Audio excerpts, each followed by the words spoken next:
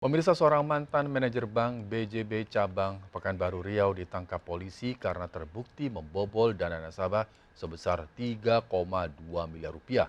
Modusnya, tersangka memerintahkan teller di bank untuk memalsukan tanda tangan nasabah. Tim Ditreskrimsus Polda Riau menangkap IOG, mantan manajer bisnis komersial Bank BJB cabang Pekanbaru dalam kasus tindak pidana perbankan. Tersangka membobol rekening nasabah Bank BJB sebesar 3,2 miliar rupiah. Pembobolan dana nasabah itu dilakukan dalam 9 kali transaksi penarikan uang dari rekening salah seorang nasabah Bank BJB. Transaksi dilakukan melalui pencairan cek dari sejumlah rekening giro milik korban. Kasus ini terungkap setelah korban melaporkan adanya transaksi pencairan cek dari sejumlah rekening giro perusahaan tanpa persetujuannya.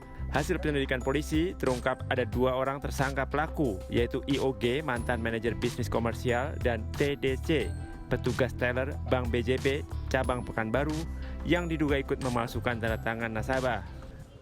Penyidik menemukan fakta tentang terjadinya perbuatan melawan hukum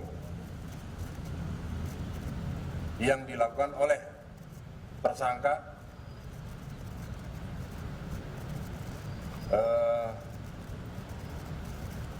dalam hal ini telah terjadi proses transaksi 9 lembar cek yang mengakibatkan kerugian bagi nasabah sejumlah 3 miliar 200 juta.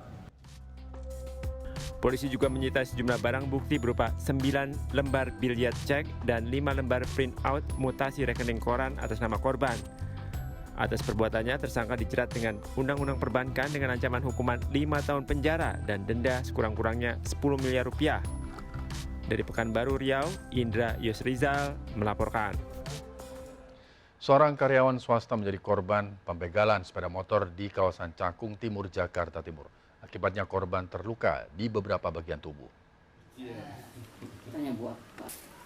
Hadir Iksan, seorang karyawan di perusahaan swasta menjadi korban pembegalan 3 pelaku yang berboncengan sepeda motor.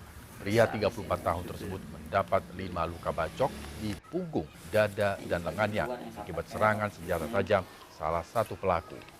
Peristiwa terjadi saat korban hendak pulang ke rumah melewati kawasan Jakarta Garden City.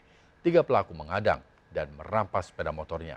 Dalam kondisi terluka, korban sempat meminta pertolongan dan dibawa ke rumah sakit. Korban belum melapor karena masih dalam pemulihan.